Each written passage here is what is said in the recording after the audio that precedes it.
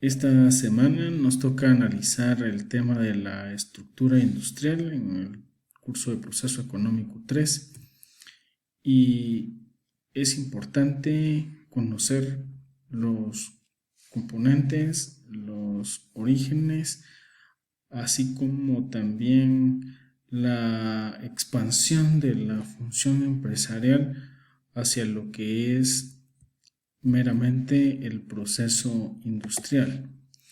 La estructura industrial entonces es esa parte de la microeconomía cuya función principal hace que la producción sea en cantidades bastante grandes.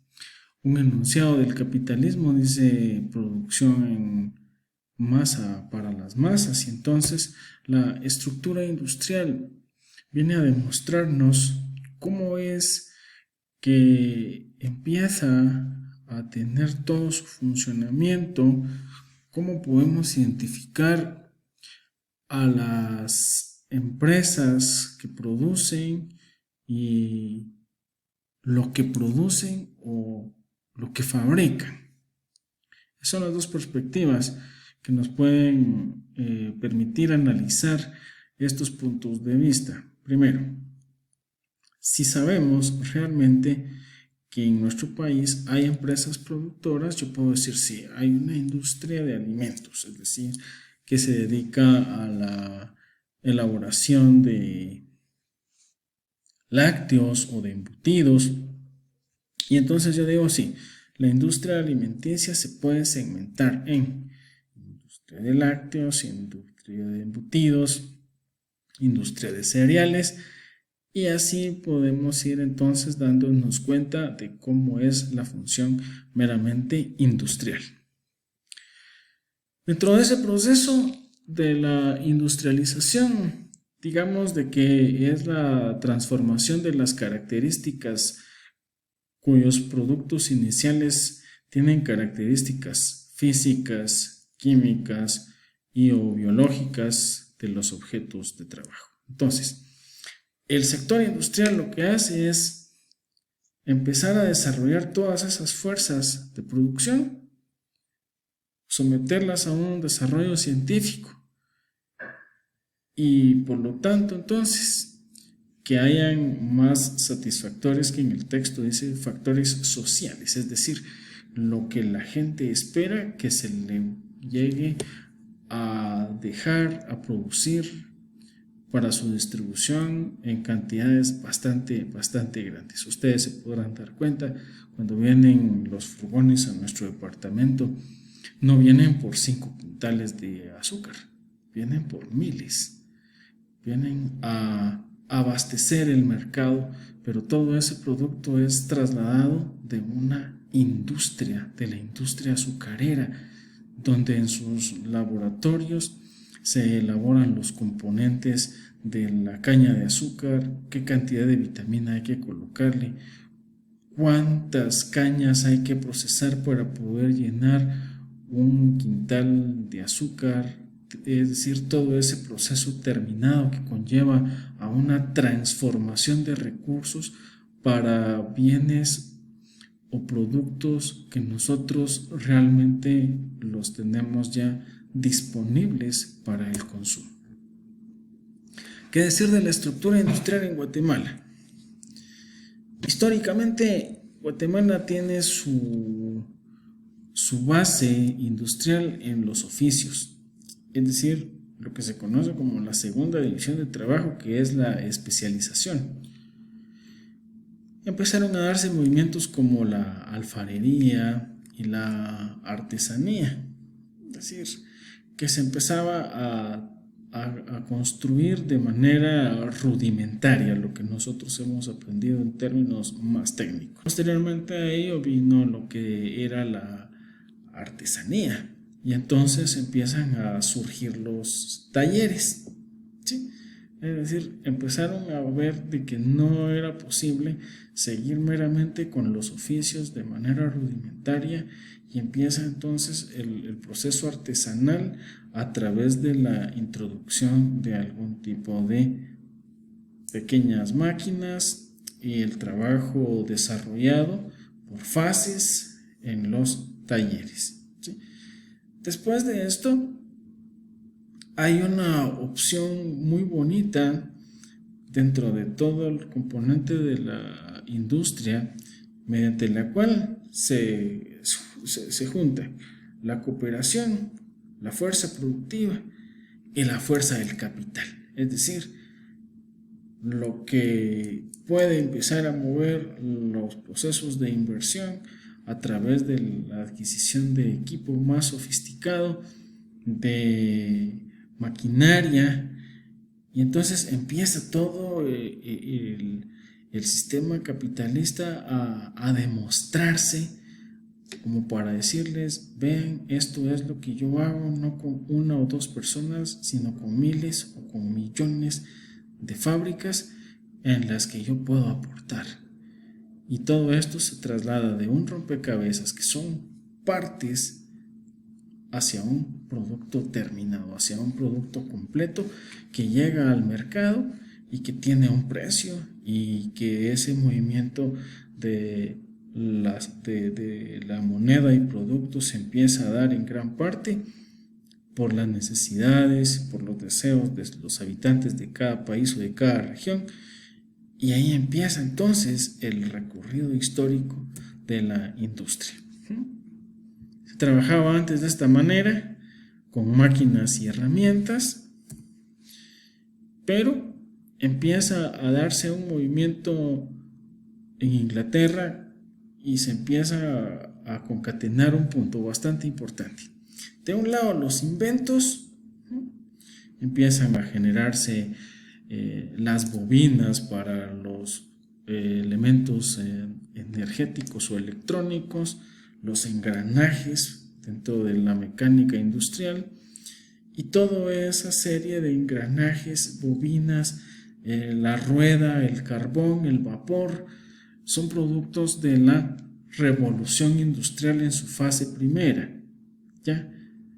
Y toda esa fase que termina y empieza el invento de los combustibles derivados de los petróleos, la petroquímica, los sintéticos como el plástico o el nylon, empieza el motor de combustión, se empiezan a hacer los experimentos con el automóvil, el avión, y entonces ahí marca la nueva división internacional del trabajo.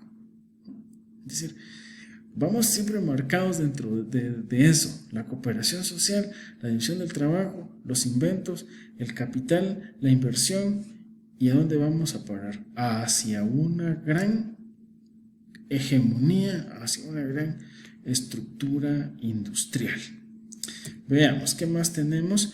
Tenemos una revolución industrial en alguna fase tercera, donde ya se empieza a notar el uso de la energía atómica, los aspectos de los microprocesadores, la robótica, la industria militar y espacial. Y la cuarta revolución industrial, según dicen los microeconomistas pues más expertos, que hoy en día tenemos aspectos ya no solo tecnológicos, sino nanotecnológicos, es decir, productos que llegan a niveles de cibernética y también aspectos de clonaciones. ¿Cómo ha analizado a lo largo de la historia la economía todo este funcionamiento industrial? Pues ahí les mencionaba yo algunos puntos que considero importantes en la diapositiva. Yo me quedo con los aspectos del liberalismo clásico. Es decir, si a mí me dijeran en dónde me sitúo con mi mentalidad, yo me quedo con los liberales clásicos. ¿Por qué? Porque con Marx ni siquiera lo volteamos a ver. Con John Maynard Keynes tampoco.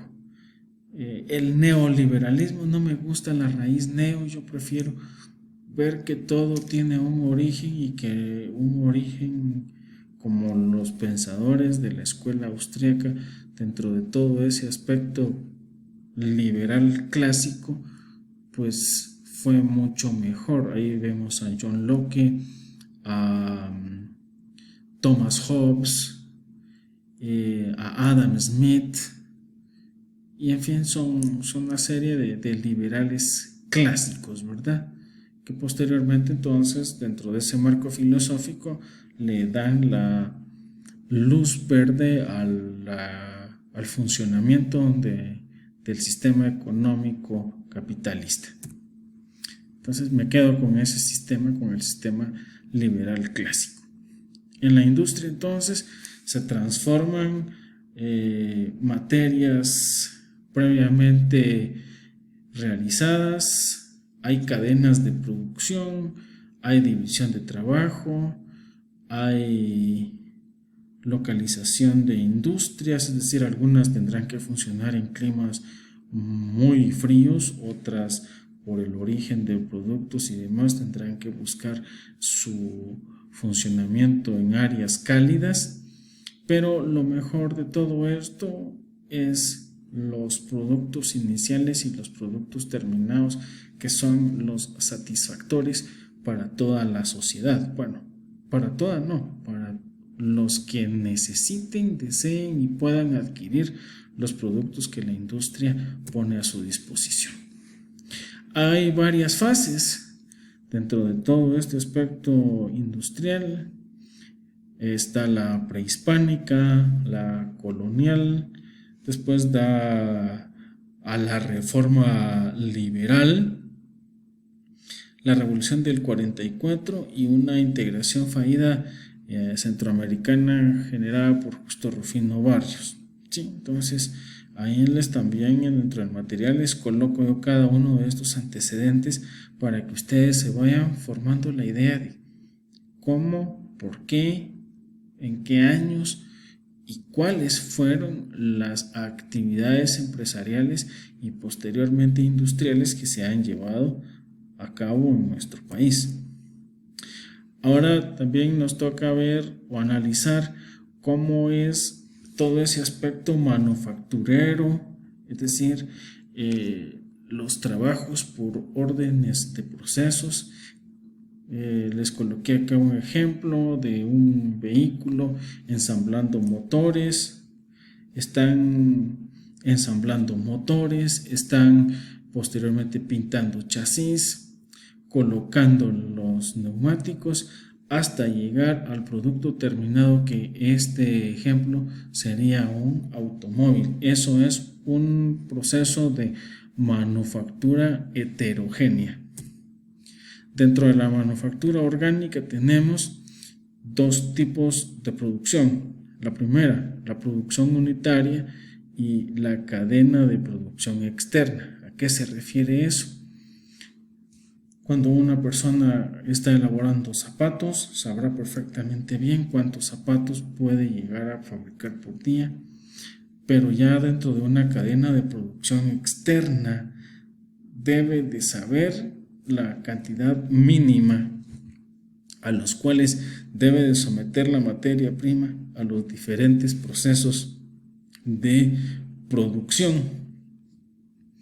Las industrias también se pueden clasificar por su relación meramente histórica.